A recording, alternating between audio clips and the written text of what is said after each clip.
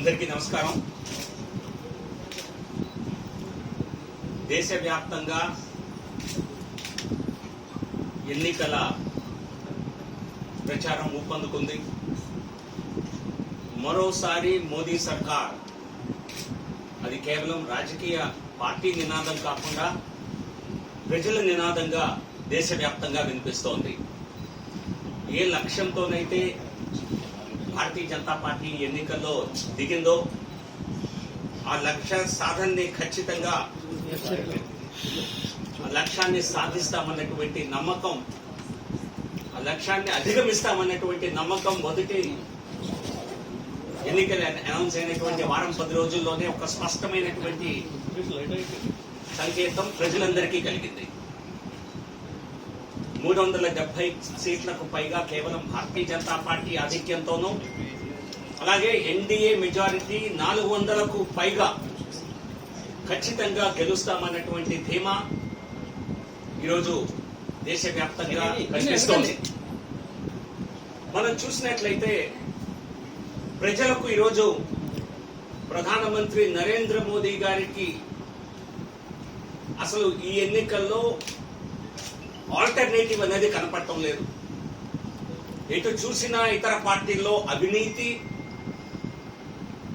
ఒక ఎజెండా లేదు. కేవలం మోదీ గారిని దూషించడం తప్ప, మోదీ గారిని అవమానించి తమ రాజకీయంగా తమేదో శాడిజంగా కామెంట్స్ చేయటం తప్పితే రాజకీయంగా ధీటుగా ఎదుర్కొనేటువంటి ఎజెండా ప్రతిపక్షాల్లో దేశంలో ఎక్కడా కనపడటం లేదు. మరోపక్క అవినీతిలో కూరుకుపోయినటువంటి ప్రతిపక్ష పార్టీలు, ఇండీ కూటమి పేరుతో ఏర్పడినటువంటి బీజేపీ వ్యతిరేక కూటమి ఏదైతే ఉన్నదో ఆ కూటమి పూర్తిగా చతికిలపడింది. ఈరోజు మరోసారి మోదీ సర్కార్ అన్నది ఎన్నికల నగారా మొదటి నోటిఫికేషన్ వచ్చే ముందుగానే సిద్ధమయ్యింది. తెలుగు రాష్ట్రాల్లో కనుక మనం చూసినట్లయితే, దక్షిణాది రాష్ట్రాల్లో మొత్తంగా చూసినట్లయితే గత ఎన్నికల్లో కంటే గణనీయంగా భారతీయ జనతా పార్టీ కాంగ్రెస్ కూటమిపై ఆధిక్యత సాధించనుంది. చాలా మందిలో అపోహ ఉన్నది, గత ఎన్నికల్లో కూడా కాంగ్రెస్ కంటే భారతీయ జనతా పార్టీకి సౌత్ లో కూడా కొద్ది ఆధిక్యత లభించింది. ఈసారి ఆధిక్యత మరీ పెరిగేటువంటి అవకాశం ఉన్నది. కర్ణాటక, తెలంగాణ లాంటి రాష్ట్రాల్లో కూడా ఎక్కడైతే కాంగ్రెస్ అధికారంలో ఉందో ఆ రాష్ట్రాల్లో కూడా భారతీయ జనతా పార్టీ విస్తృతమైనటువంటి అభివృద్ధిని సాధించబోతోంది. కర్ణాటకలో ఖచ్చితంగా గత పర్ఫార్మెన్స్ ని రిపీట్ చేయడమే కాకుండా 25 సీట్లు గత ఎన్నికల్లో తెచ్చుకోవడం జరిగింది. మరొకటి ఒక సపోర్ట్ చేయడం జరిగింది సుమలత గారిని. 26 సీట్లు ఈసారి 28కి 28 గెలిచేలా అక్కడ స్థానిక పరిస్థితులు కర్ణాటకలో ఉన్నాయి. ఎందుకంటే కాంగ్రెస్ ప్రభుత్వాన్ని చూసినటువంటి కర్ణాటక ప్రజలు పూర్తిగా విసిగిపోయి 100% కాంగ్రెస్ భారతీయ జనతా పార్టీ వైపు వారు మళ్ళీ మొగ్గు చూపుతున్నారు. అలాగే తెలంగాణలో కూడా గత ఎన్నికల్లో 4 సీట్లు గెలుచుకున్నటువంటి భారతీయ జనతా పార్టీ ఈసారి డబుల్ డిజిట్, ఒక రకంగా బీఆర్ఎస్ కుప్పగూలిపోవటం, కాంగ్రెస్ విశ్వసనీయత దేశవ్యాప్తంగా లేని కారణంగా భారతీయ జనతా పార్టీ ఈసారి ఖచ్చితంగా డబుల్ డిజిట్ టాలీ తెలంగాణలో సాధిస్తుంది. ఈ విధంగా అలాగే తమిళనాడులో గతంలో ఎప్పుడు కూడా భారతీయ జనతా పార్టీ కూటమిలో ఒక చిన్న భాగస్వామిగా కనిపించేది. అది ఈసారి ఎన్నికల్లో డిఎంకే కూటమికి ప్రధాన ప్రతిపక్షంగా, ప్రధానమైనటువంటి పోటీదారుగా ఈరోజు భారతీయ జనతా పార్టీ ఏర్పరిచినటువంటి కూటమి తమిళనాడులో ఈరోజు డెవలప్ అయ్యింది. కేరళలో కూడా మొట్టమొదటిసారి భారతీయ జనతా పార్టీ సీట్లు గెలవబోతోంది అన్నది మేము చెప్పటమే కాదు, అన్ని సర్వేలు కూడా చూపిస్తున్నాయి. సో కేరళలో ఖచ్చితంగా సీట్లు గెలుస్తాం. కర్ణాటకలో మా ఆధిక్యతని ఖచ్చితంగా నిలుపుకుంటాం. 1-2 సీట్లు అధికంగా కూడా గెలిచే అవకాశం ఉంది. తమిళనాడులో ప్రధాన పోటీదారుగా డిఎంకేకి ప్రధానమైనటువంటి పోటీదారుగా నిలుస్తాం.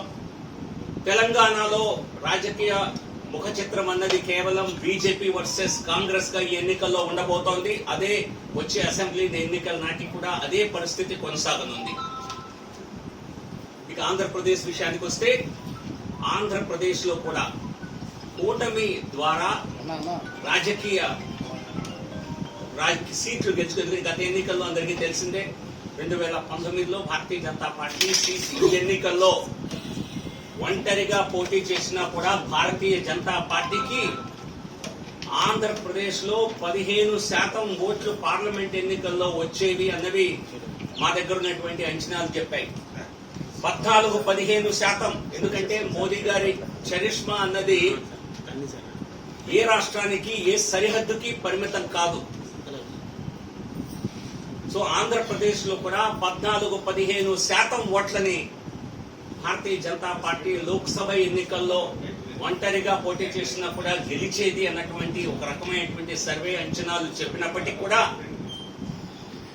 భారతీయ జనతా పార్టీ కూటమి ద్వారా సీట్లని సాధించాలి అన్నటువంటి, స్వయంగా కొన్ని సీట్లు గెలవాలి, అలాగే కూటమి ద్వారా కూడా సీట్లని గెలవాలి అన్నటువంటి ఒక లక్ష్యంతో నరేంద్ర మోదీ గారి ప్రభుత్వం 400 సీట్లకు పైగా ఎన్డీఏ సహకారంతో, ఎన్డీఏ సీట్లతో గెలవాలి అనేటువంటి లక్ష్యంతో కూటమి ఇక్కడ కట్టడం జరిగింది. సో కాబట్టి ఈసారి 5 దక్షిణాది రాష్ట్రాల్లోనూ అలాగే పుదుచ్చేరితో సహా అన్ని ప్రాంతాల్లో కూడా భారతీయ జనతా పార్టీ దక్షిణాదిలో కూడా ఈసారి విజయ బావుట ఎగరవేయనుంది. మా సీట్ల సంఖ్య చాలా పెద్ద మొత్తంలో ఆధిక్యతను సాధించనుంది. ఇక రాజకీయాల విషయానికి వస్తే ముఖ్యంగా దక్షిణాది రాష్ట్రాల్లో, ఇది ఉత్తరాది రాష్ట్రాల్లో నేను ఎక్కడా చూడలేదు, ముఖ్యంగా దక్షిణాది రాష్ట్రాల్లో ధన ప్రభావం ఎన్నికల్లో రాజకీయాలని శాసించే స్థాయికి చేరింది. కొత్తగా చేరటం కాదు, ఇది మనం 10 సంవత్సరాలుగా చూస్తున్నటువంటి ఒక ట్రెండ్ ఇది. దీన్ని ఖచ్చితంగా ప్రజాస్వామ్యం మీద గౌరవం ఉన్న ప్రతి ఒక్కరూ, నమ్మకం ఉన్న ప్రతి ఒక్కరూ చింతించవలసిన విషయం. పార్టీలకు అతీతంగా దేశ ఆర్థిక మంత్రి స్వయంగా నేను ఎన్నికలు పోటీ చేసే ఆర్థిక స్తోమత నాకు లేదు అన్నారంటే అది ఎంత నిగూఢమైనటువంటి కామెంటో అర్థం చేసుకోవచ్చు. ఉత్తరాదిలో ఈ పరిస్థితి లేదు. ఎలక్షన్ కమిషన్ పెట్టినటువంటి నిబంధనలకు అనుగుణంగా అనేక రాష్ట్రాల్లో ఈ రోజుకి ఎన్నికలు జరుగుతున్నాయి. 95 లక్షలు మరి లిమిట్ పెడితే 95 లక్షల కంటే తక్కువ ఖర్చు పెట్టిన అనేక అంశాలు అనేక రాష్ట్రాల్లో చూస్తున్నాం. ఒక రకంగా పేదరికం ఉన్న రాష్ట్రాల్లో మరి ధనాశ చూపించి ఎవరైనా ఎన్నికలు గెలుస్తారేమో అనుకుంటారు. కానీ నిజంగా పేదరికంలో ఉన్న రాష్ట్రంలో ఎన్నికలు నిజాయితీగా జరుగుతున్నాయి. ఆర్థిక పరంగా బలంగా ఉన్నటువంటి రాష్ట్రాల్లో డబ్బు రాజకీయాలను శాసించే విధంగా తయారైంది. దీన్ని ఖచ్చితంగా ఇది చాలా బాధాకరమైనటువంటి పరిణామం. సో దీన్ని